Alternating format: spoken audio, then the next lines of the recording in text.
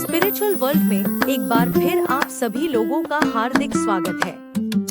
शिव का प्रलयकारी वीरभद्र अवतार उस समय की कथा है जब संसार में अधर्म बढ़ रहा था और सत्य की पुकार को दबाया जा रहा था।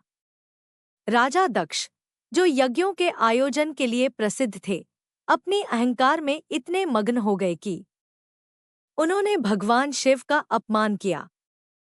जब माता सती ने अपने पिता द्वारा शिव का अपमान सहन नहीं कर पाई, तो उन्होंने स्वयं को यज्ञ की अग्नि में आहुति दे दी।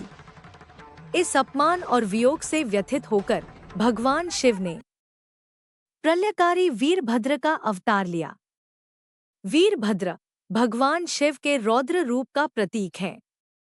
उनकी उत्पत्ति से ही चारों दिशाओं में भयंकर उथल-पुथल मच गई। उनके अंगारों की ज्वाला से सारा संसार कांप उठा। वीरभद्र ने अपनी क्रोधाग्नि से दक्ष के यज्ञ को भस्म कर दिया और समस्त देवताओं को भयभीत कर दिया।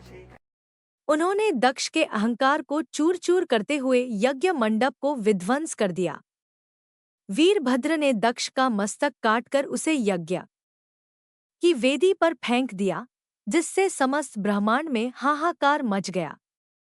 इस कथा का संदेश यह है कि जब भी संसार में अधर्म और अहंकार का बोलबाला होता है, तब भगवान शिव अपने रौद्र रूप में अवतरित होते हैं और उस अधर्म का नाश करते हैं।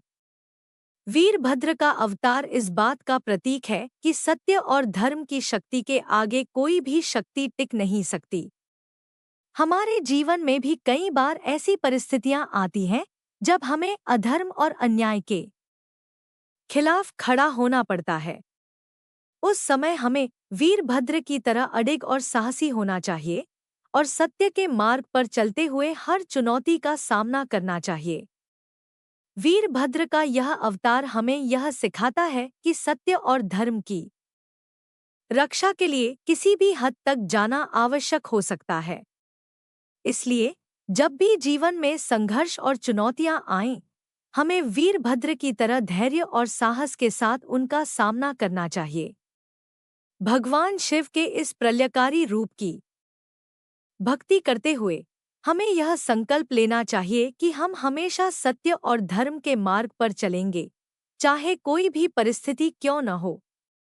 वीरभद्र का यह अवतार हमें यह भी सिखाता है कि अगर हम अपने कर्तव्यों के प्रति ईमानदार और समर्पित रहें, तो भगवान शिव की कृपा हम पर अवश्य होगी और कोई भी शक्ति हमें हमारे लक्ष्य से डिगा नहीं सकती।